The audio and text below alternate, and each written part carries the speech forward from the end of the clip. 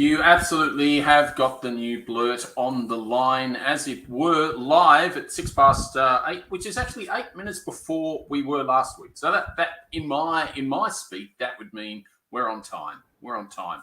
And the wonderful Ash Fils-Aime will be with us tonight. If you've only joined the Blurt for the first time tonight live, Ash Fils-Aime is a comedian, and he is in the Melbourne International Comedy Festival.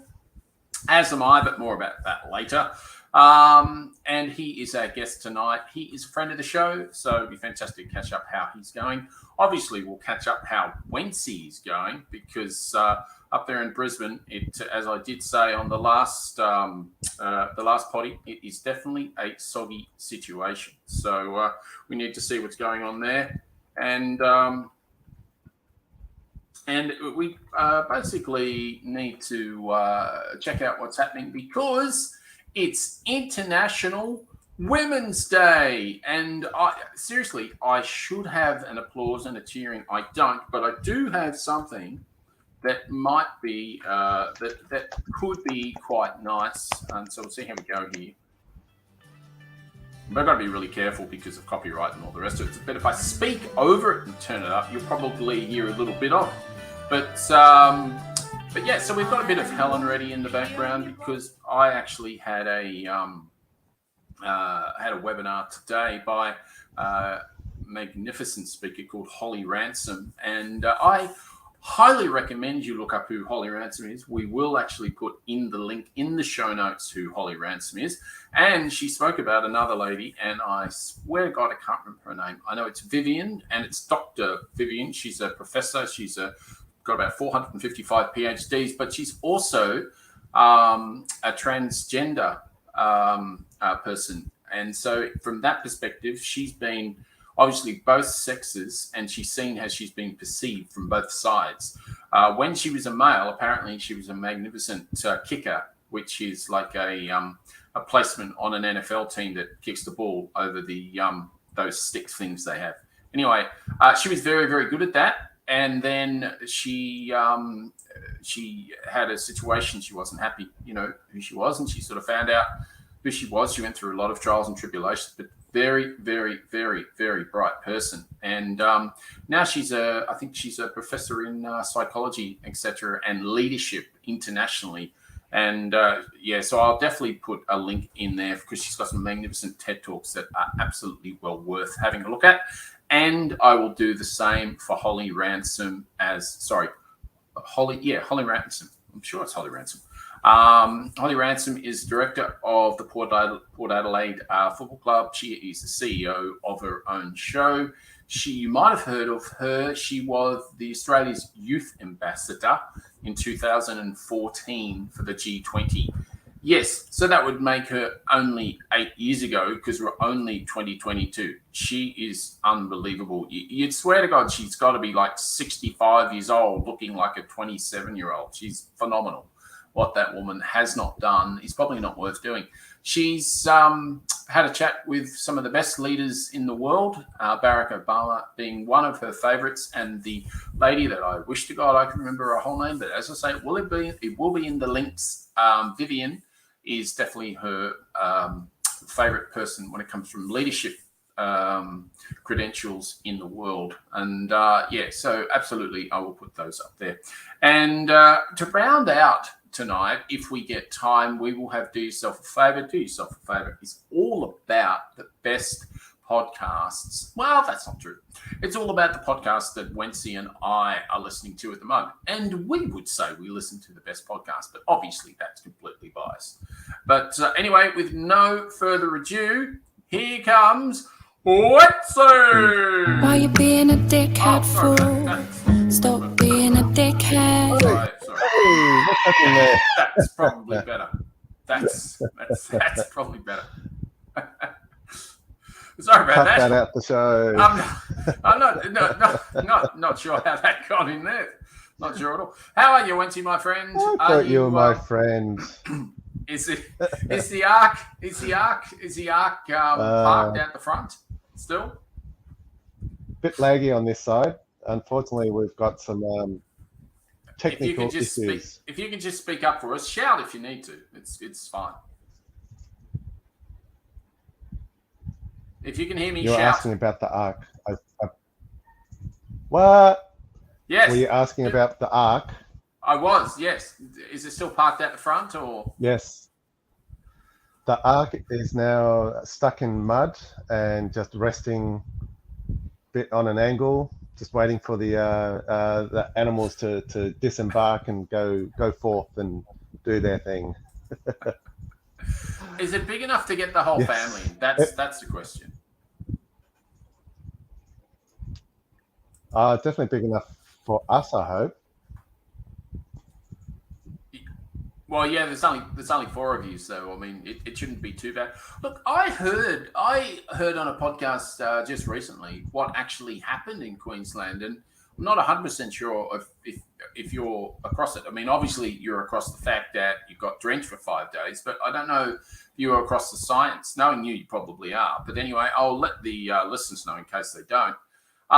Apparently, it wasn't, just your normal amount of huge, humongous rain coming from the clouds. It was a low pressure that was in the South Pacific, and it decided that it was going to pull a whole bunch of water out of the ocean and just drag it up. And then all of a sudden it went, oh, well, Queensland. And yeah, and that was the situation. It was just, it poured everywhere. It came from the South Pacific and all over Brisbane. And I also heard that I think it's like 14 meters, 14 meters, I think one of the rivers or the main river up there is at the moment, 14 meters. It's just ridiculous, some of the statistics. And another one was that the dam, one of the main dams up there was 60. We've temporarily lost Wency at the moment. We will forward John because we do have a good show, but hopefully Wency can get back in. He might come in and out tonight, unfortunately, because of the situation in Brisbane and Queensland and I think northern New South Wales. So, but as I was saying, one of the dams, I can't remember if it was in Brisbane or whether it was in northern New South Wales, but apparently it was at 60%, and the actual area, I think it was Lismore actually, the actual area was actually in drought conditions at the time and drought restrictions, and the dam was only 60% full. And then they got this massive rain bomb that is completely to do with climate change. This is exactly what they have been, unfortunately, forecasting over the last 10 years at least. And the IPCC report just came out. If you have a read of that, you will see exactly what just happened in Brisbane. Unfortunately, it's going to happen more if we do not stop burning fossil fuels. That is it. There is no other story there. Mike Cannon-Brooks, if he was on here, he would tell you exactly the same thing. And as you know, he's been trying to shut down AGL even earlier, because AGL is going to shut in 8 months anyway, and he's trying to shut it down earlier. What I don't understand, though, is why it's so hard to have a conversation with the people that are going to be affected. So if we just break the numbers down, if we just think about it for half a second, there's only 1 to 2% of there's only 1 to 2% of people in Australia actually work in the mining industry, believe it or not. So it would be better for us to just get a amount of money from the government to say, look, this is your compensation for the magnificent work that you've given to Australians throughout the many, many years that you've been working in these fossil fuel industries. But we now need to transition out of this as soon as we possibly can, or we won't have an Earth left by 2040. And we're all going to probably die. That is in case, before we don't die in World War III, which is looking very, very close at the moment as well. And I think since I have brought us down so much, so fast, our guest is just around the corner. So what I might do, might just see if we can get him on the line. I'll see if we can get him up. Yep, here we go. Get him in. You know, I got the good news. I don't want no bad news. Don't show me no dirty shoes. I just want the good news. You know, I got the good news. I don't want no bad news. Don't show me no dirty shoes. I just want the good news. We do want the good news. Good evening, Ash. It is magnificent to have you on the new Blurt. Hey. And I can actually see you. I can actually see you this time, because last time I remember I couldn't. It was really weird. Your mask was doing weird things. Yeah, I was in an Uber trying to get to the next show, and then but this time I'm at another show, but I have a little bit of time, so we're in the room, the back room. So I'm not holding it with my hand, so this one's actually pretty. I like this extra setting. It's pretty nice. It's so good to have you, Ash. How are you, matey? How's life? Great. I'm doing great. You know, just doing as good as anybody else is, given the state of the world between the floods and the wars and and COVID. It's like it's really I feel lucky and I feel fortunate that I'm not in the thick of it. Well, it's that too, but I live in Australia. I became a citizen, by the way, last week. Way! Wish I had a. I'll see if I can get. Let's see if we've got a round of applause here. Why you being a dickhead for? Oh no! Sorry, no, that was the wrong one there. No, that's all right. That's cool. I'm just waiting for the ceremony to happen, and then that's brilliant. No, fantastic. So when is that actually meant to be happening? The ceremony. Ceremony should be happening within the next. Is either 4 weeks or 4 months.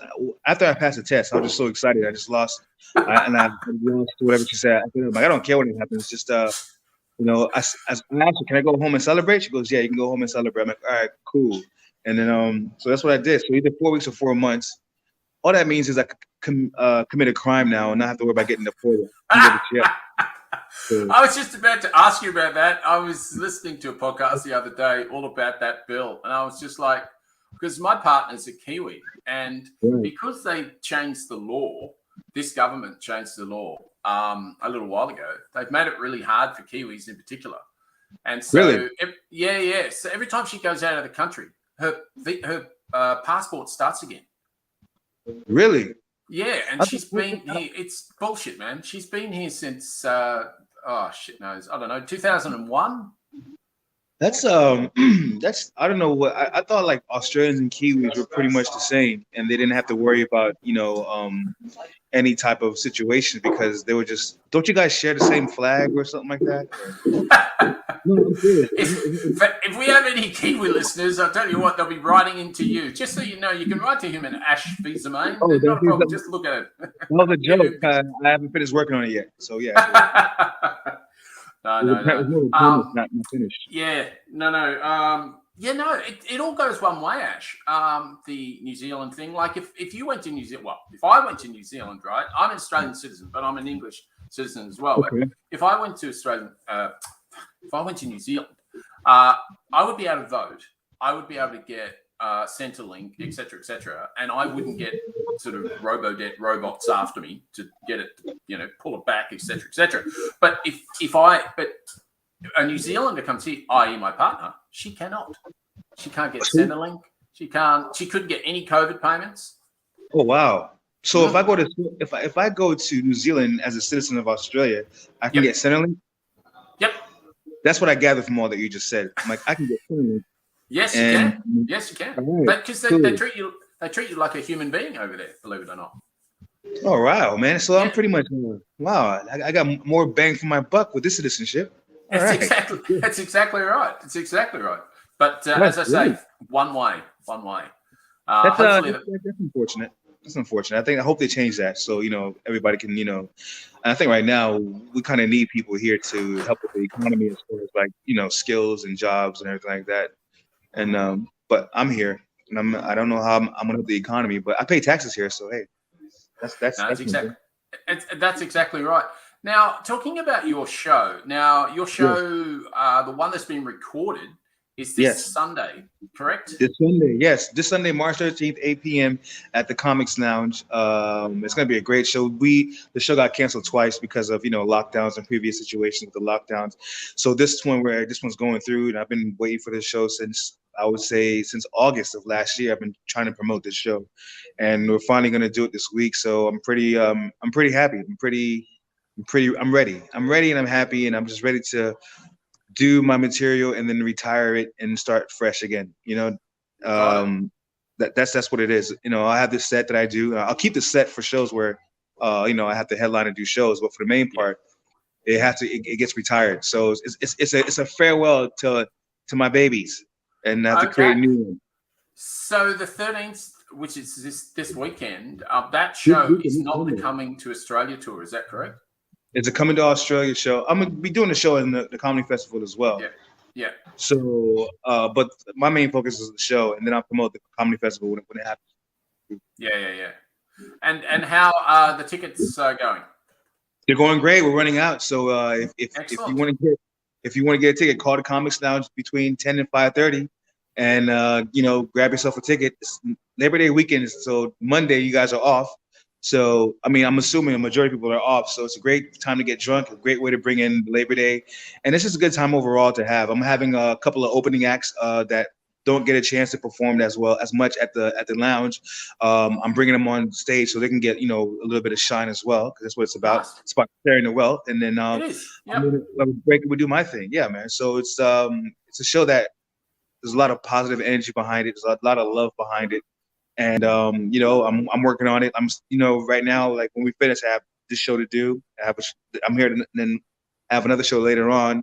I'm going to do at the lounge, just finishing up the last bit of jokes that I need. I just need a little bit of work on before I actually do a show. Yeah, it's a lot of hard work, but hopefully the people like it. Just you do what you can, and I just feel like I'm nervous, of course, but I'm happy about it. It's 25 years of work, being that indirectly was put into this. So usually if there's no nerves, it means you don't have any adrenaline, and you've obviously got that. So that's a good thing. Yeah, it means you don't care. It means you don't care when you when you don't have nerves. That's why whenever I talk to comics, they always tell me. I always ask them, "Are you nervous?" See what they say, and sometimes they go, "Yes." I go, "Okay, good." Turn those nerves into excitement. And when they're not nervous, I go, "Man, you should be nervous." But hey, if you're not nervous, I don't want to make you nervous. But no. I guess people can actually go through things without being nervous. Me, I don't have to, but I'm nervous right now. But I don't show it. Because I have a show that I do, so I'm nervous. Not because it's interviews. Interviews, it's nice, it's fun, it's relaxing, there's no pressure. So I'm in the nervous state because I got to perform in a little bit. But I get it. No, totally. It's a great show, and I just got my citizenship like I said last week, so it's a perfect timing. It's called Coming to Australia. I would rename it to Living in Australia because I'm already here now, but it's already late. The posters are out, and the name is already out. I don't want to change it. Maybe next year when I do my festival show, my new show, I'll call it first year as a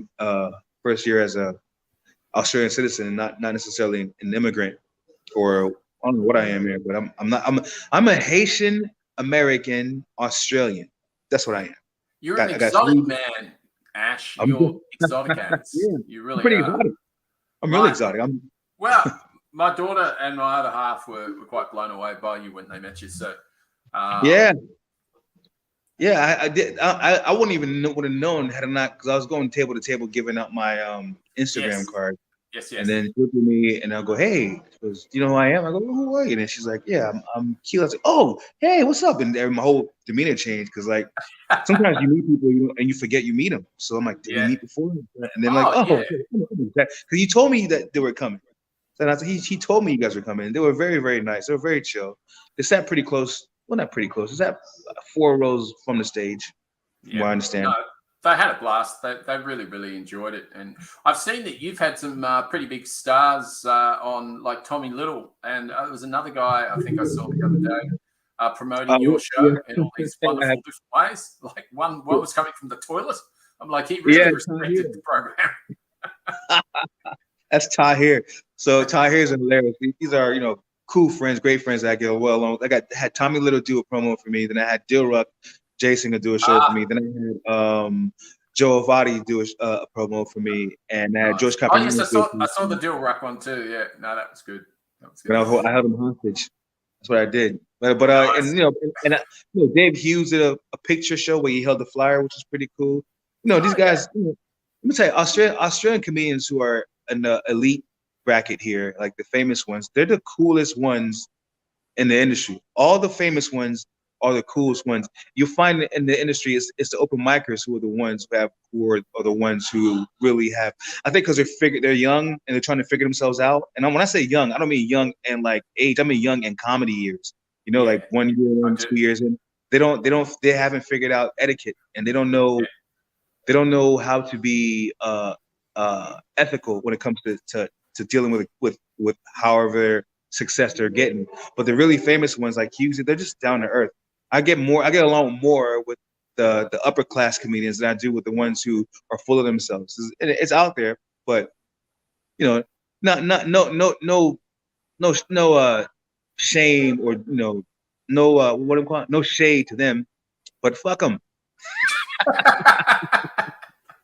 They're idiots. A lot of them are.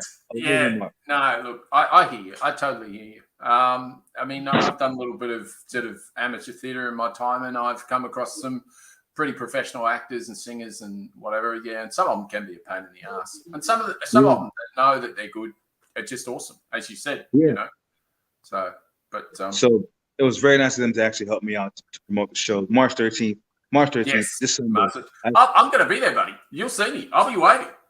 I've got about I think I've got about 5 people coming with me. So great. It's always good. I'm glad that people who have seen me before are bringing people who haven't seen me to make it more fresh for myself and them as well. And then people who have seen me before have not seen me completely, because I only do about 20 minutes maximum sometimes whenever I perform here.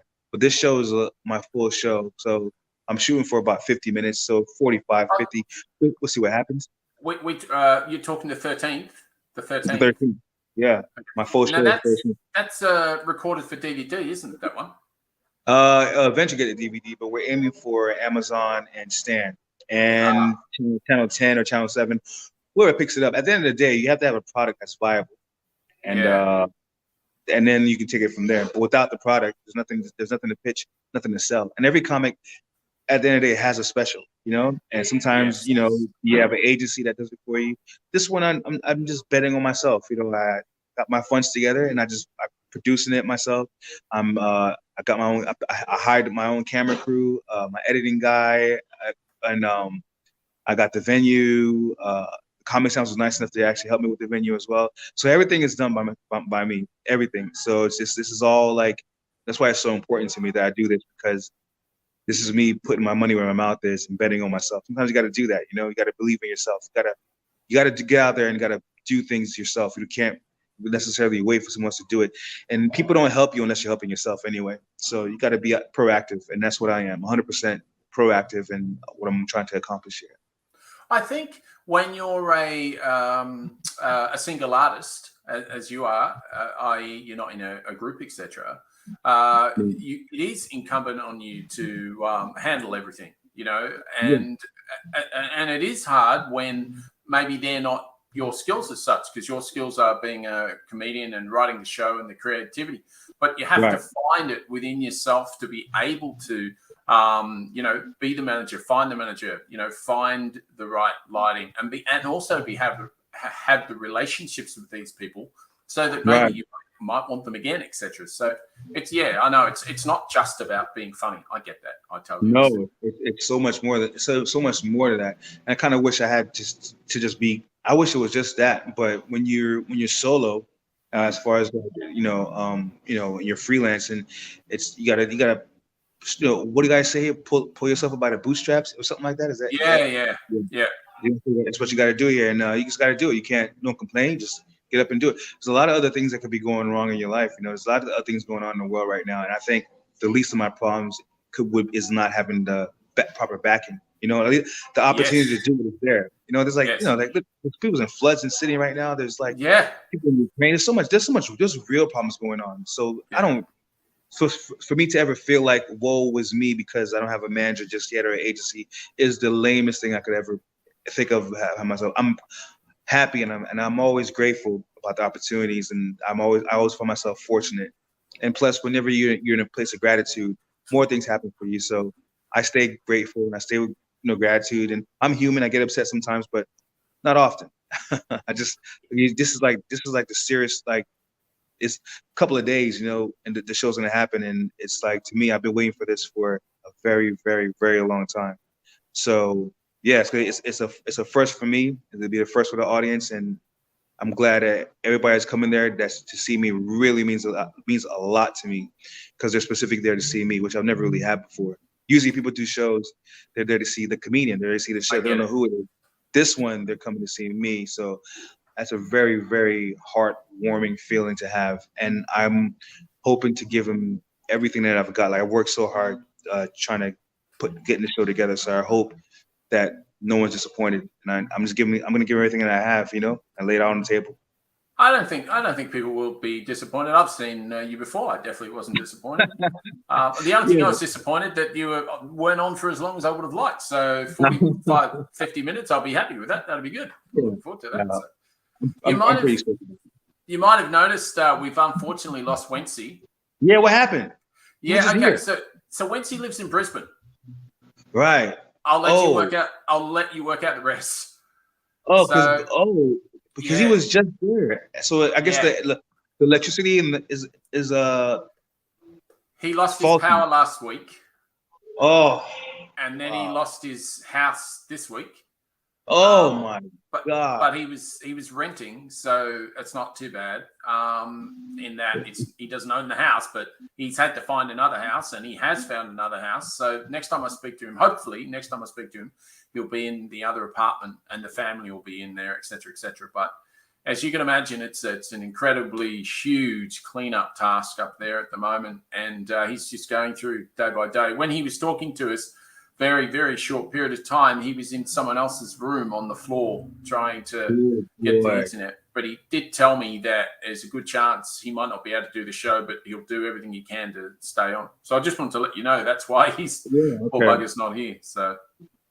And how are you doing as far as, I don't know if you talked about it on the show or not, or maybe you don't have to talk about it, but last time we spoke, you were getting ready to, as a matter of fact, it was when your daughter was, and your daughter and your wife were at the show. Yes. We communicated from the hospital. Did you talk about that? How's that going? Are you all right? No, the hospital was all good. That was just a tooth extraction. It wasn't anything. It wasn't anything dramatic as such.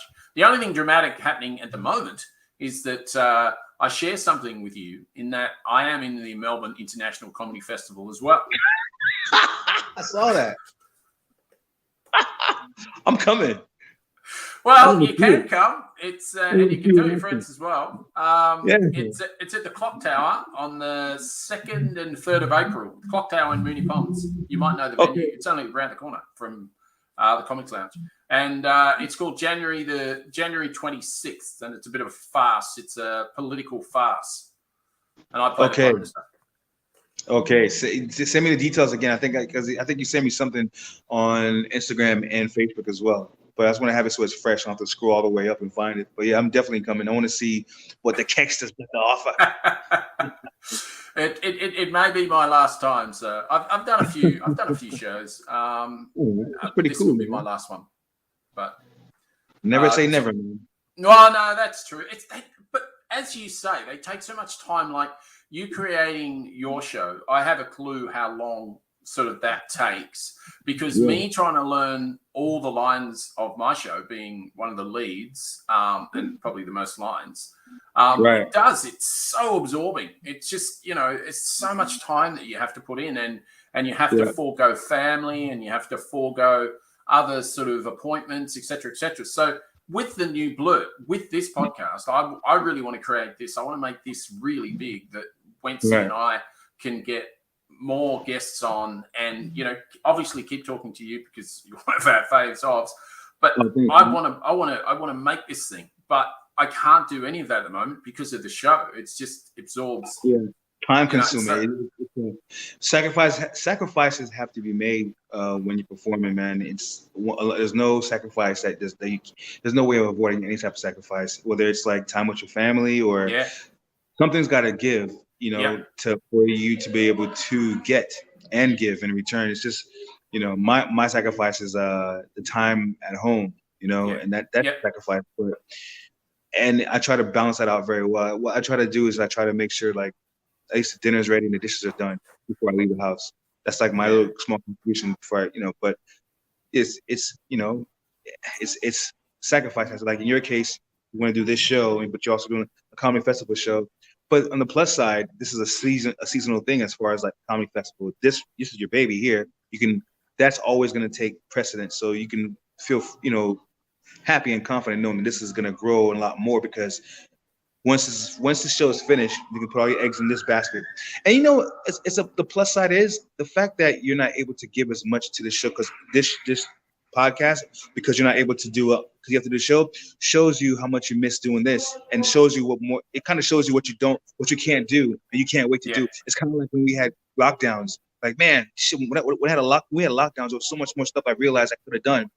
So, the same thing happens here. So there's so much more you can do, but you have to separate your time. So it's pretty much, that's the level you're at. Yeah. No, I absolutely appreciate that. Have we got you for much longer, Ash, or are you being called? I think there's like one more before I get on. Okay, cool. All right. I had an absolute question I wanted to ask, and I know what I was going to say. Happy International Women's Day. Yes. Thank you. She didn't know. Who would be a role model, a woman, lady in your life that is inspiring, is someone that you've looked up to, has taught you something, is someone that you still go to? Of course, first and foremost is my mother. That's the number one. And I look up to all my sisters, and that's without International Women's Day. And actually, my wife is actually a person I look up to because she's so disciplined in life, So they're the ones who I'm surrounded by that keep me motivated and keep me grounded. Boy, do they ever keep you grounded? They keep you in check. They have no problem saying exactly what they feel towards you, and they just I was raised by women. My father wasn't around much, but I have 3 sisters and 2 brothers. I mean, 1 brother. Shit. Do I have another brother? No, I got 1 brother. The youngest of 5 kids. So so it's And where are they all, Ash? I mean, obviously you're here, but are they in Haiti or are they in America? They're all in America. Right. They're all in America. So they're in New York, New Jersey, and Florida. Oh, okay. Florida, yeah. So that's where. Who's in Florida now? Is that your mom or your sisters? Or? Mom and I got 2 sisters in Florida. 2 of my 3 sisters are in Florida, and my mom, and my brother's in Florida, and my other sister's in Jersey. And how has that all been from the COVID situation over there? And just, I don't know, just in general in America? Florida was living like COVID never happened when it came out. So, and as a matter of fact, the governor over there was fining businesses who had mask mandates. So if you had a business and you had a mask mandate, you force people to wear a mask in your business, you would get fined by the governor. So this is Ron DeSantis, is that right? Ron DeSantis, yeah. He's a piece of he would be he's a piece of work, that guy.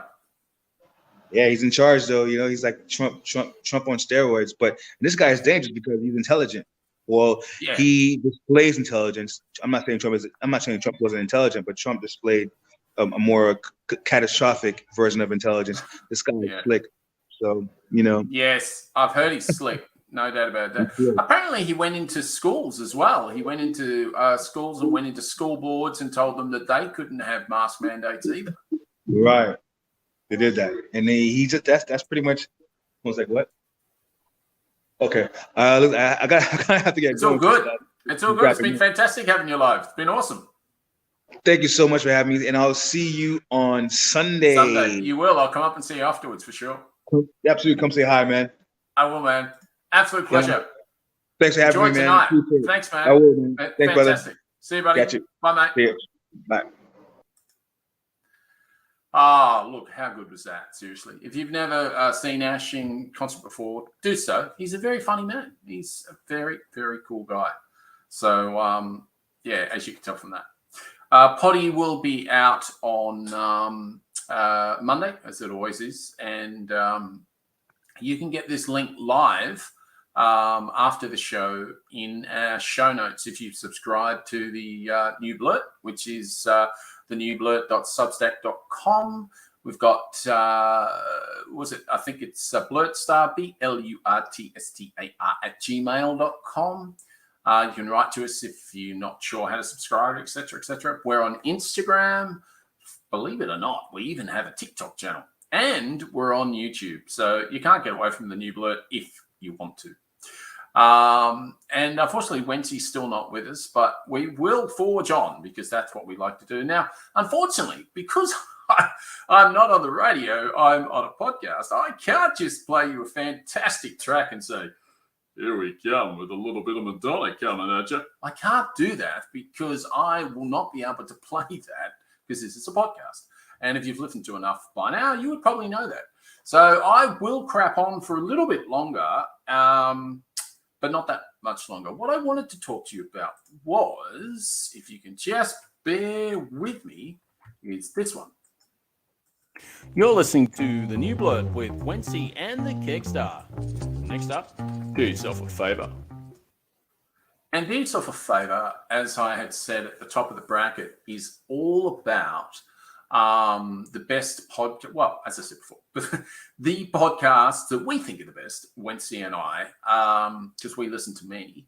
And I'm always picking up a new one. He's always picking up a new one. His is probably nearly always science-based, but not always, but nearly always. And I've definitely picked up some of these fantastic ones. So if you haven't been across some of the ones Wency's has chosen before, one is Science Versus. I believe it's an ABC podcast. You can pick that up pretty much everywhere. There's also another one I picked up the other day. Climate Pod is an American podcast, obviously all about the climate. The two guys there are brilliant. Highly recommended if you're very interested in that sort of stuff.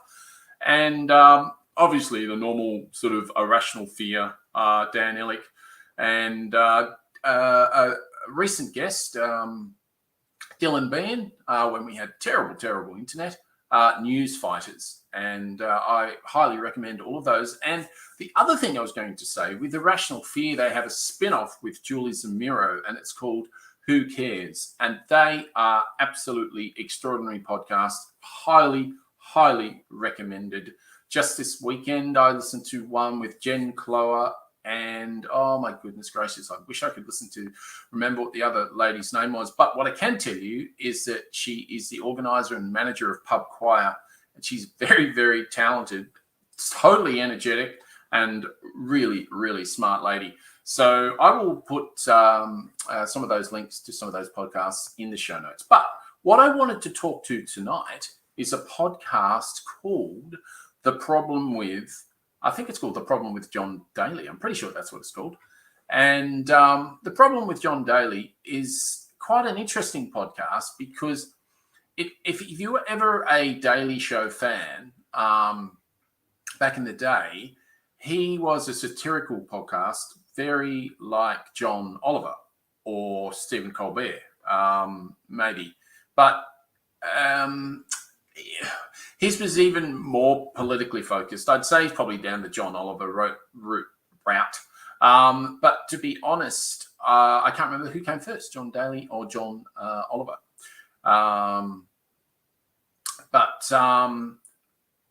But yeah, so as I say, a satirical program that's now been taken over by, I think, a South African comedian. I can't remember his name, but he's very funny as well.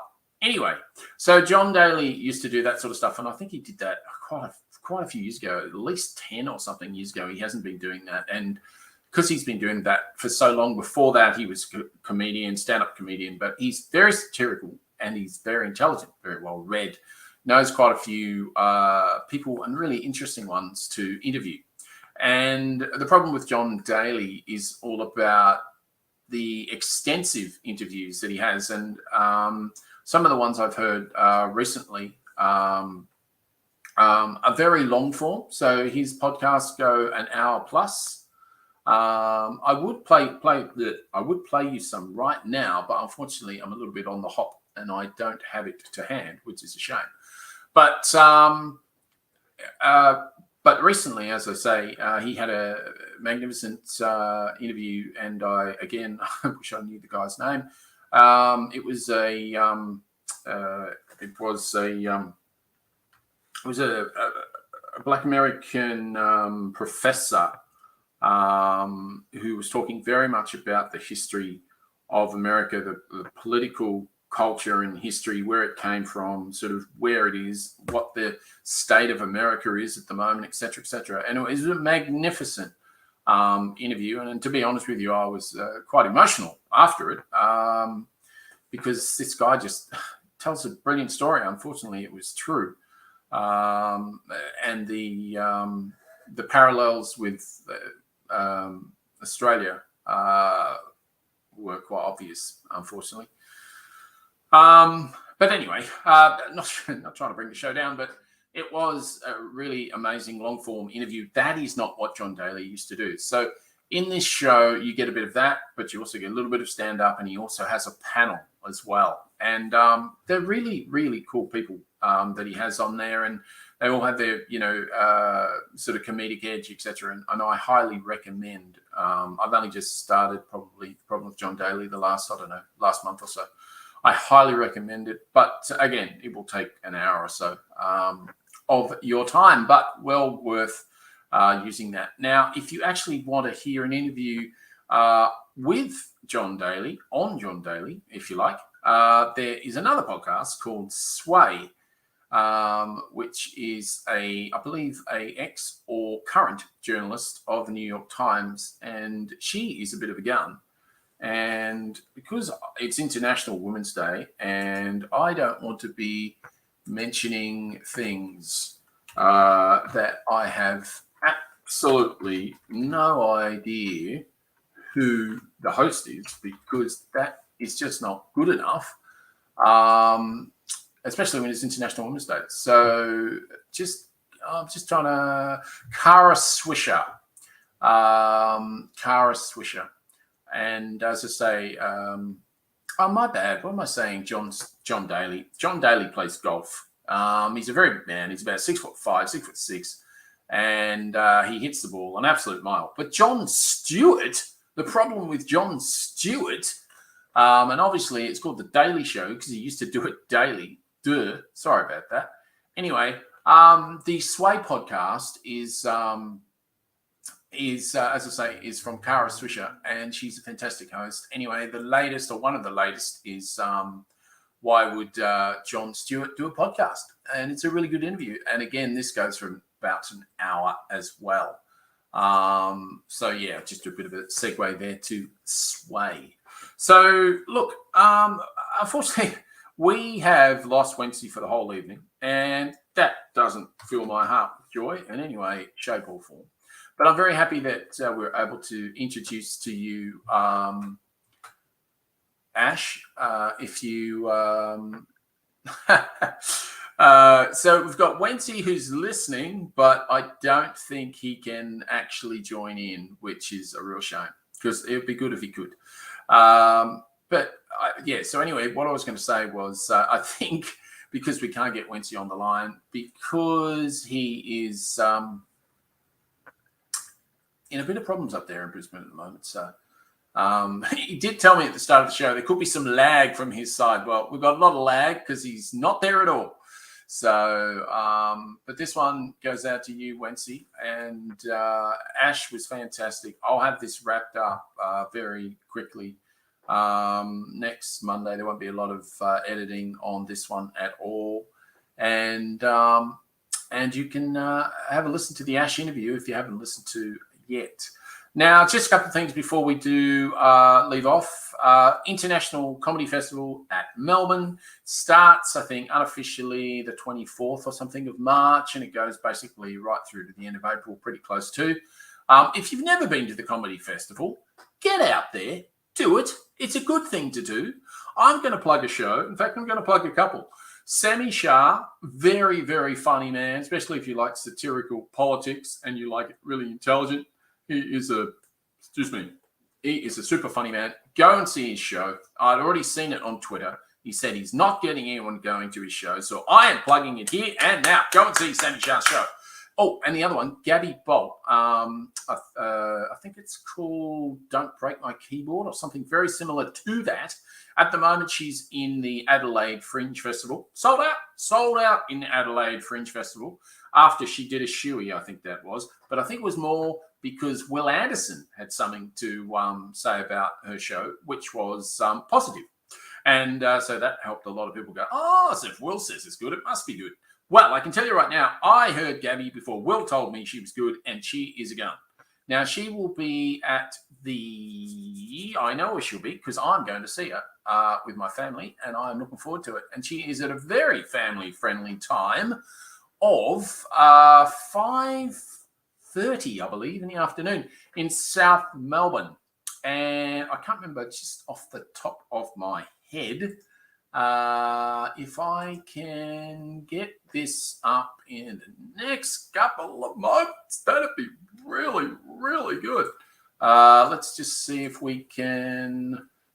I know internet is being very slow for me, people, so it's not going to happen while that's on there. Okay, that's fine. Anyway, Gabby Bolt, I think it's called something like Don't Break My Keyboard, etc. Something like that. Anyway, I will put the link in the show notes. Go and see her show.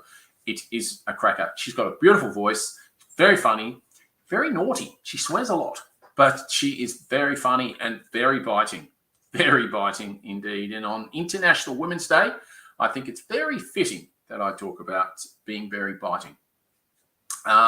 Because we definitely need strong women. In fact, I was thinking about this the other day. I was thinking, I just wonder how good would the world be if we had more women prime ministers?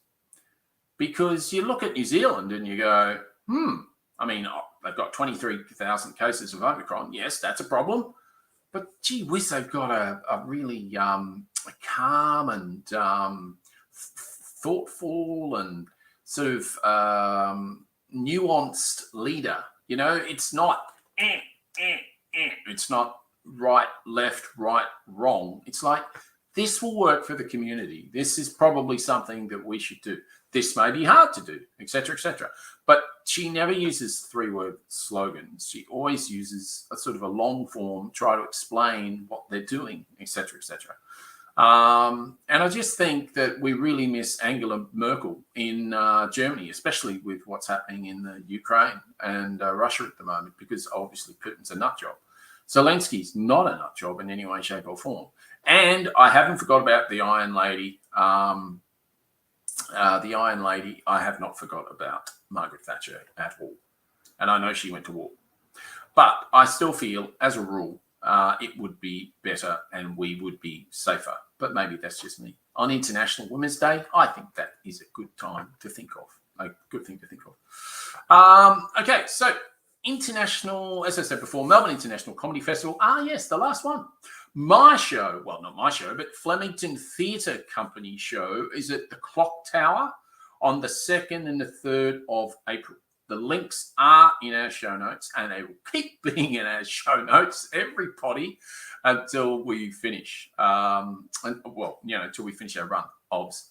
And as you heard there, Ash is going to be at my show, so that's going to be quite exciting because I don't know, it's about 300 or 400 seater, and I'm making the assumption there'll definitely be less than that there. So I'll probably be able to see Ash from the stage, which will be slightly off-putting. But anyway, I'll give it my all, as it were. So I've given you lots of things to think about there. And and the other one I did mention before, but I want to reiterate again, Julia Zamiros, Who Cares, are part of the Irrational Fear family. And as they like to say, the original Jay-Z, although I'm not sure which one's older, Jay-Z or Julia Zamiro. So, fair enough. If she's older, she would be the original, no doubt about it. But Jay-Z's pretty old, so I don't know. I'm not sure. It's a toss-up. Regardless, I would much prefer to hear and listen to Julia Zamora. And in the coming weeks, as I say, when we finish this show, we will have some fantastic guests coming on. One of them that has been on with Julia Zamiro before, which is Mark Kelly, Thomas from the Comedian vs. Economist will be on at some stage in the next month or two. We've got people from the Oz Institute will make an appearance at some stage in the next month or two. Hopefully, maybe get Dr. David Smith back at some stage. Pet Podcast hasn't started up yet, so I'm not sure what's going on there. But regardless, he may come back on our show, which would be really, really cool. So stay on the channel. Listen to the new Blurt. There's going to be lots coming up. Oh, and something else I will be discussing in the near future with Wency is assisted dying, which is the Go Gently organization, which Andrew Denton is like an ambassador of type thing, maybe starting, I'm not sure. Anyway, I've had conversations with those, and we will get representation from people there to have chats on the new Blurt as well. So lots and lots of good discussions and really interesting things coming up. And we'll have some sort of independents coming on. We've got some green independents coming on the show, etc., etc. So the Brisbane floods, Queensland floods, New South Wales floods are obviously making a little bit of a problem coming up because we're not sure with some of those guests, etc. But regardless, we will keep doing the new Blurt. We will keep getting the good guests coming up, and we'll keep letting you know what is going on. So with all of those recommendations, as I say, they'll all be in the show notes. I think I have to bid you adieu, basically, because you don't really need to hear me go on anymore, really. And all I can say is happy International Women's Day. My favourite woman, obviously, was always my mum. Unfortunately, she hasn't been with me for a very long time, but she's taught me a lot of things. And most of them is how to treat women. So I think that is probably the best one she ever taught me. And I'd like to say a big shout out to Wency and his family. I really, really wish you the best up there, and I look forward to you coming back very, very soon. So much better to do this show when you're on it. So good night, people, and we'll see you next week. Bye.